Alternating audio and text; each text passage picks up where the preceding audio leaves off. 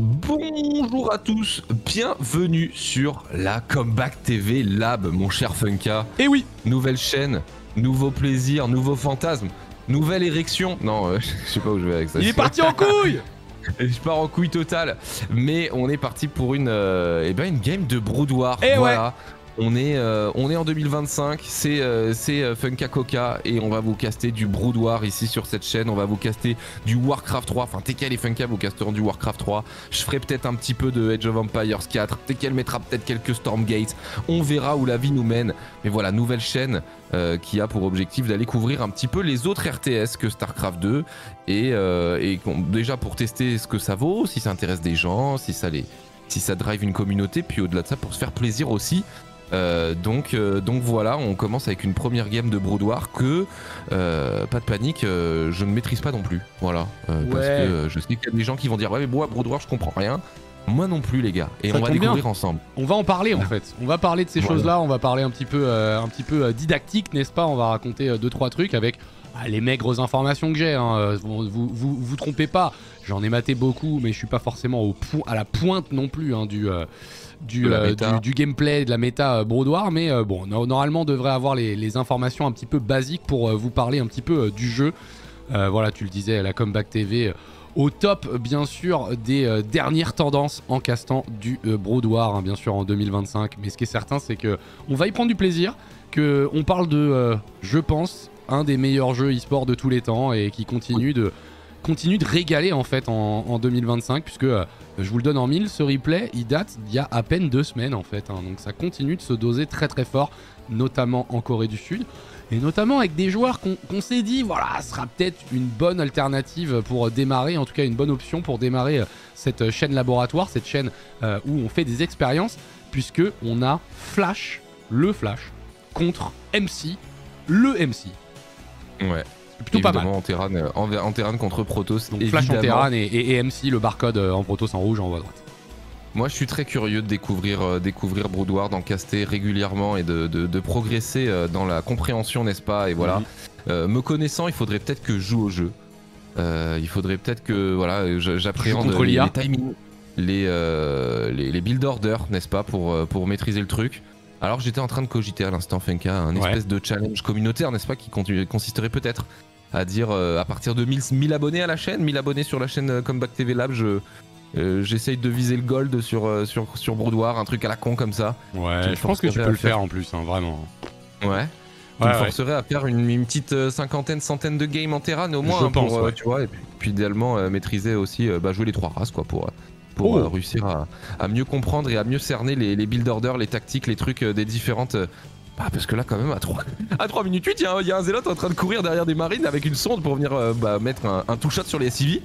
C'est alors pas exactement un two-shot, c'est un peu plus complexe que ça parce que le SCV de Broudoir a 60 HP, donc autant vous dire qu'il tank un petit peu plus. Ici on va finir par récupérer ce zélote. C'est pour le coup un truc assez populaire du PVT moderne ou pas d'ailleurs, d'envoyer du zélote quand vous trouvez votre adversaire ultra vite, parce que là je vais pas vous faire l'audace de vous dire le nom de la map parce que j'avoue que je m'en rappelle plus et je devrais savoir parce que c'est une des grosses classiques du ladder actuel, mais ce qui est certain c'est que c'est une map à 4 spawns d'apparition et qui se sont scoutés tous les deux en premier lieu en fait, en premier spot.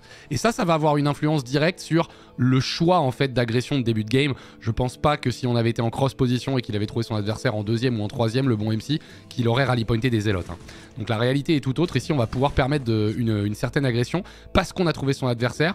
A noter par exemple hein, que ce setup il est pas anodin là, Rax dépôt raffinerie dans cet ordre là, parce que ici en fait les marines peuvent se glisser entre le dépôt et la raffinerie, à gauche comme à droite, et les zélotes eux ne peuvent pas suivre puisqu'ils ont pas la même taille de socle en fait. Donc les marines peuvent se déplacer mais les zélotes ne le peuvent pas. Donc c'est une des raisons pour laquelle on a fait son CPC comme ça du côté de Flash. Flash il nous fait un marine, enfin Rax Facto Expand, donc le bunker en low ground, on produit des marines et on va chercher la factory parce que autant on s'excite quand il y a du mecha en TVP sur SC2, ça va être le méga classique sur Broudoir. Ouais, j'essaie de trouver la map en même temps, je la vois pas, j'avoue, je trouve pas le nom, c'est dommage parce que ça permettra aussi de... On cherchera ça, on essaiera de vous trouver l'info, on la mettra en description, je sais pas, on va trouver un truc. Oui, non mais j'aurai la map pour après. Déjà vu. Ah, c'est déjà vu la map? Non, il y en a une qui s'appelle déjà vu. Ah oui, ouais, parce que du coup, mais c'est pas celle-là, c'est pas le même skin. À moins que le skin varie. J'ai envie de tenter un vieux random Neo Sylphid ou une connerie comme ça, mais je sais plus si c'est ça exactement le nom de la map. Mais c'est une des méga connues là, avec cette B3 sans gaz là. Je l'ai spammé à mort quand en 2021 là j'avais beaucoup joué à Brood. C'est une des plus classiques hein, pour le coup du pool. Alors c'est pas Neo Sylphid probablement pour les spawns, mais bon bref, anyway, on s'occupera de ça, on s'instruira n'est-ce pas sur ces différents détails à terme. C'est le laboratoire. Hein. Pression de tracker, il faut Dragoon. trackeriser la range, enfin Dragoon d'ailleurs. Ouais, alors Dragoon et Stalker sont des unités très très proches, donc là en réalité faire cette petite erreur me paraît logique, mais bon quand même appelons un chat, ce sont bien sûr des dragons en français, Dragoon en anglais, qui vont en plus gicler tout bleu quand ils vont mourir, et ça c'est quand même un petit peu stylé. Les Dragoons avec la portée, puisqu'il y a une upgrade de portée qui se fait dans le noyau cybernétique, hein, donc le build proto c'est un peu similaire à ce qu'on pourrait voir sur SC2, hein. On va poser un gateway, on va poser un noyau cybernétique qui permet d'aller chercher ces technologies de T1.5 entre guillemets, et on a une upgrade à 150-150 qui est la portée Dragoon, et ça permet en fait de mettre des grosses pressions sur les bunkers terrain en réalité, parce que tu vas commencer à outrange les marines dedans. Ça outrange les marines qui sont dans le bunker, donc ça c'est plutôt la base aussi. Au niveau du développement proto, de toute façon là ça ressemble beaucoup, hein. Je vois Gate puis Robot, puis l'équivalent avec la citadelle d'Adoun du Conseil crépusculaire. On va aller chercher la charge. Il a pas encore fait la citadelle d'Adoun, là il a fait juste l'observatoire, parce que du coup pour faire des observateurs sur l'observatoire, exact. Ouais. Pour faire des ops en proto, il faut un bâtiment supplémentaire. La robot toute seule ne fait qu'un shuttle en fait, elle ne fait qu'un drop par défaut la robot, et ensuite il faut lui rajouter de multiples choses pour aller chercher des unités plus dangereuses. On peut penser bien entendu au River, hein, voilà, qui va avoir besoin d'un autre bâtiment, l'observatoire pour aller débloquer les ops. Et probablement Citadelle d'Adoun à terme pour aller chercher Zealot Legs. En tout cas, surtout, on est en train d'appuyer très très fort sur la prod. Les 3 gateways sont en production constante. On pourrait avoir envie de poser des bases plus rapidement ou alors de techer plus rapidement. Là, je vois un MC qui, à l'instar de sa carrière sur SC2, va essayer de catcher Flash sur une rotation, sur une prise de B3, sur un truc, avec ce qui, à mon avis, va être un Dragoon Bust en fait. Alors, il fait vraiment beaucoup de Dragoon, et je pense qu'il va essayer de disrespect ce bunker et peut-être de se glisser sur les tanks. Et tu peux réussir à rentrer avec 15-20 Dragoon dans un si petit goulot d'étranglement comme ça, couvert par des tanks. J'imagine la fight, en tout cas gérée par mes mains, et je me dis on peut pas faire ça. Il y a un véritable danger. C'est pas gagnant par essence, mais c'est possible. En tout cas, c'est ce que MC est en train d'essayer de faire, hein. Il va aller proposer du coup 2 observateurs avec lesquels il va essayer de prendre la vision. On est d'accord. Pardon ? J'allais te demander, ça c'est le Speed Vulture, ça. Speed Vulture, exactement. Propulseur à ion. Propulseur à ion, donc amélioration d'un certain pourcentage de la vitesse de déplacement des Vultures. Bah, les Vultures deviennent instantanément les unités les plus rapides au sol en fait, à peu de choses près quoi. Avec cette upgrade. Au point qu'à l'époque, les pro gamers coréens en fait pensaient qu'il fallait absolument micro avec les flèches du clavier. Tellement ça allait vite. Et que du coup c'était compliqué en fait de catcher les unités en bougeant sur les côtés. Genre, Saren s'il faisait ça. La raison pour laquelle on l'appelait le pianiste, c'est parce qu'il faisait ça, et y compris sur SC2 en fait. Il utilisait sa main, sa off-hand pour utiliser les flèches du clavier pour se déplacer.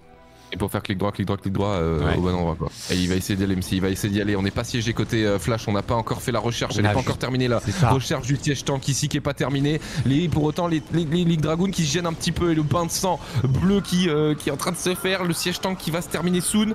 Ça tient côté Flash avec un bon pool de SCV ici. Hein. Ouais, ça tient bien, et ça tient bien en dépit du fait que tu l'as dit, il n'y avait pas l'upgrade de siège tank, puisque on a été très greedy en fait dans cette game de la part de Flash, hein, qui allait chercher Vulture Speed, Vulture donc Spider-Mine, hein, donc les mines des Vultures, avant d'aller chercher du coup effectivement ce siège tank.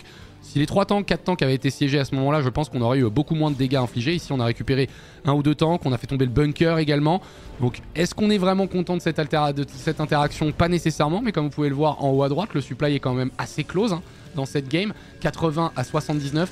Le truc inquiétant, c'est que le Protoss n'a pas plus d'économie que le joueur Terran, et même si c'est pas aussi garanti que ça peut l'être sur SC2, ou en tout cas que c'est vraiment le rebond instantané que c'est sur SC2, normalement Protoss c'est une race qui pose beaucoup de bases, beaucoup plus rapidement que Terran. Terran probablement la race qui a le plus de difficultés à prendre de base sur Brood War, alors que les Protoss peuvent aller multiplier les Nexus. Il y a une base notamment ici, hein, qui pourrait aller chercher, qui ne se voit pas parce que le brouillard de guerre est complet, hein, dans Brood quand vous n'avez pas vu, quand vous n'avez pas encore visité la zone.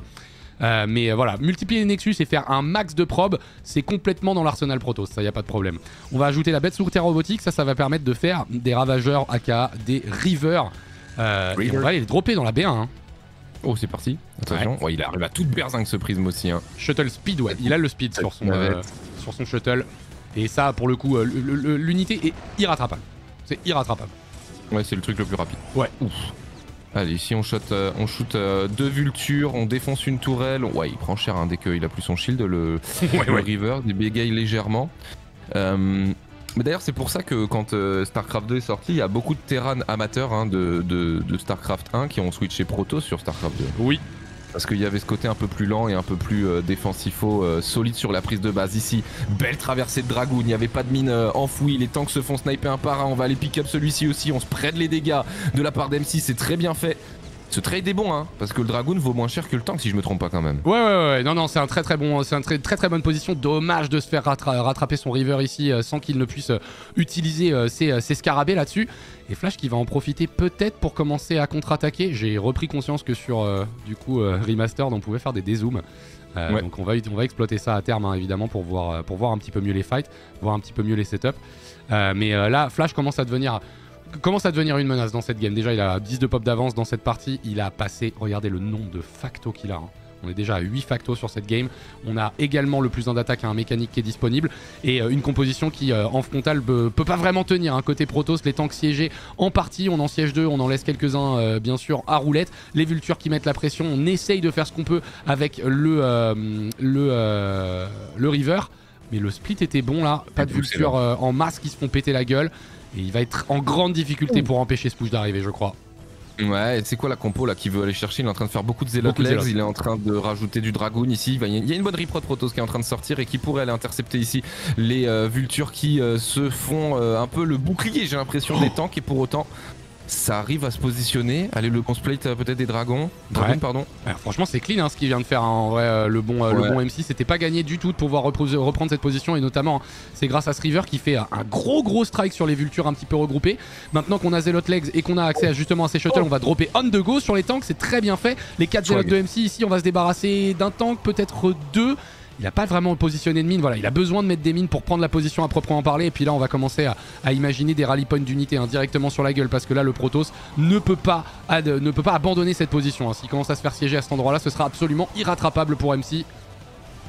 Les Zealots qui sont posés au contact des tanks ici et qui prennent les shots, les Dragoons qui sont très bien spread de la part d'MC et du coup très peu de dégâts de zone. Ce tank à roulette va se faire nettoyer et pendant ce temps là le rally point de Vulture certes est problématique parce qu'il intercepte les unités Protoss, mais voilà, ça d'un coup il y a beaucoup, mais attends mais il y a d'un coup il y a tellement là genre la macro mec, la macro de Flash et le nombre de factos tout simplement hein, qui est disponible aux joueurs Terran ici et notamment aux Terran au global sur Brodoir ici, 8 unités par 8 unités donc si tu produis maximum de vultures, instantanément tu vas te retrouver avec tellement d'unités qui arrivent, le drag down des Zealots peut-être pour essayer de faire en sorte que les mines viennent connecter contre les tanks, ça ne suffira pas. MCK qui était pas loin de trouver un bust hein, sur le premier bunker, qui derrière prend des positions intéressantes sur la B3, mais la macro de Flash qui sécurise B3, qui se retrouve à 52 workers et qui chie des unités. Bon, c'est du Flash dans le texte, hein. Il n'y a pas grand chose à dire. Et en plus les positions verticales qui font que le push Terran en fait il est très difficile à arrêter. Ouais, c'est un TGV qui arrive pleine balle et qui construit sa ligne. On était en train de poser un Nexus hein, en haut pour MC. Il était en train de prendre ses responsabilités pour essayer d'avancer plus loin dans cette game, mais ça manquait peut-être de gates.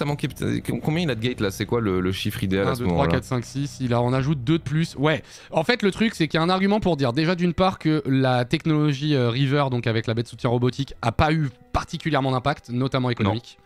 Il a pas beaucoup tué de workers à Flash. Il a aussi investi énormément de son économie d'abord avec une pression de 3 Gateway Dragoon. Ça le ralentit énormément aussi. Et pareil, on peut pas dire que ça a été ultra successful sur la B2 de Flash. Non, c'est sûr. Et derrière, en fait, on va caster des games de Brood et je pense qu'au fur et à mesure, tu vas vraiment comprendre ce qu'on voulait dire quand on parlait du fait que genre juste la macro de Flash n'avait jamais été atteinte auparavant. Genre il est capable de chier des unités plus que n'importe quel autre joueur. Genre il y a vraiment ce truc là, tu t'écoutes le cast coréen, t'entends la réaction même si tu comprends pas ce qu'ils disent, genre juste au nombre d'unités qui arrivent à traverser la carte. Donc là en plus tu rajoutes à ça le fait que MC a pas du tout fait un build optimal pour jouer la macro game. Bon, Flash il sort, il a ses 8 factos, il a 3 CC, il a autant de workers, voire plus que le joueur Protoss. C'est un scénario qui est censé arriver. Genre, je suis pas très surpris du scénario de cette game, considérant comment s'est passé l'agression les 2 premières agressions de MC en réalité. Je l'entends complètement. En vrai, parce que c'est ça, c'est le truc qu'il faut rappeler aux gens qui du coup ne connaîtraient pas bien Brood et tout, c'est quand même que... parce que nous, on regardait essentiellement la fight. Donc on voyait les unités Terran qui bougeaient, qui targetaient, qui posaient les mines, qui siégeaient les tanks, qui reculaient les... Mais en fait... Flash, du coup sur Brood, il faut retourner manuellement sur les bâtiments de prod, les sélectionner un par un et lancer l'unité un par un. Donc c'est clic gauche facto, V, clic gauche facto, V, clic gauche facto, V. Et mettre le rally point. Les rally points, bien sûr. Par facto. C'est malade mental la quantité de clics qu'il faut faire pour lancer 8 unités qui vont aller au bon endroit derrière. Et c'est vrai qu'en vrai, on regardait la fight et j'ai pas eu l'impression que Flash il avait quitté l'écran la fight de l'écran, quoi, tu vois. Non, genre, non, ça bouge tout le temps et pourtant, et c'était un truc qui se disait aussi beaucoup sur Flash, c'est voilà, un des trucs qu'il faut faire, c'est retourner, voir sa B1 et comprendre que tout est en train de produire. Quand c'est des baraques, on voit les petites lumières. Quand c'est la facto qui tourne, on voit aussi là du coup ces petites flèches là qui sont illuminées. Genre, ça ne s'arrête jamais. Et pourtant, ça bouge sur la carte. Il y a des vultures qui sont balancées partout. Il y a des mines qui sont set-up. Il y a des tanks qui sont envoyés. Genre, d'un point de vue macro, le Flash n'a jamais été touché du doigt par plus de 2-3 joueurs en fait.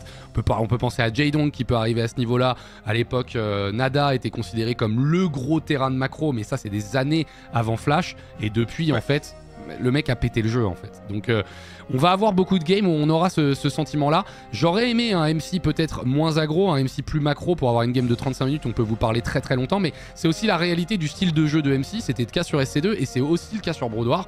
Et croyez-moi, MC peut prendre des games à Flash en jouant ce genre de style de jeu. Le problème, c'est que s'il fait deux timing push, ou en tout cas 2 technologies qui ne portent pas leurs fruits, bon, derrière, en fait, tu vas juste te faire écraser sous la macro de Flash qui n'a pas eu besoin de forcer son talent à proprement parler. Clairement. Voilà. Non, bah c'est bien aussi que les games elles soient genre là en fait pour un viewer d'SC2 ça permet de se rendre compte que les dynamiques sont les mêmes en fait. Hein. Ah oui. Après mécaniquement c'est autre chose, les upgrades et les unités fonctionnent pas exactement pareil, mais là on est en effet sur quelqu'un qui était all-in, qui a tenté son coup une première fois, qui a transité une deuxième fois sur un deuxième all-in et ça n'a pas passé, derrière il se fait counter quoi. On est sur un jeu stratégie standard. Il y a pas moyen de dire que j'ai pas compris cette game si on comprend StarCraft 2 en tout cas. Ouais. Et puis de toute façon on y reviendra, il y aura d'autres games où vous aurez l'occasion d'apprendre ces trucs là, puis nous on sera aussi un poil meilleur bien sûr hein, sur ce boulot de caster ce jeu là. En tout cas on espère que ça vous a plu. Voilà, une première tentative de cette CBTV Lab, CBTV Laboratoire, où on aura du coup du cast de autres jeux de type RTS. Voilà, pas sur la chaîne principale pour que les gens qui ne veulent regarder que du SC2 ne soient pas particulièrement pollués quote unquote, mais par contre que vous puissiez aller profiter de ce qui se fait de mieux en RTS, donc du Warcraft 3, du Starcraft 2 et donc du Brood War, potentiellement d'autres choses avec de l'AOE et tout ça, ce qu'on disait tout à l'heure. Bref, on espère que ça vous a plu. Pour le coup, n'hésitez pas à mettre un commentaire, nous dire des choses. Est-ce qu'on a raté des choses? Est-ce qu'il y a des choses que vous aimeriez sur lesquelles vous voudriez qu'on mette l'accent, ce genre de choses. Bref, on est très pour le coup, je pense, ok à réceptionner vos suggestions, je pense, sur cette chaîne, plus que sur le cast de Starcraft 2 qu'on commence un peu à maîtriser pour ces jeux alternatifs. C'est un poil différent, donc voilà, n'hésitez pas à nous dire ce que vous en avez pensé. Suivez la chaîne, parlez-en autour de vous si vous avez des potes qui kiffent Brood War ou encore qui seraient intéressés par du Warcraft 3. Et nous, on va continuer de bosser parce qu'on a envie de vous proposer du YouTube de qualité en 2025. Clairement. Merci à tous d'avoir suivi cette vidéo. On vous fait des gros poutous et à la prochaine sur la Comeback TV Lab. A plus. À toutes.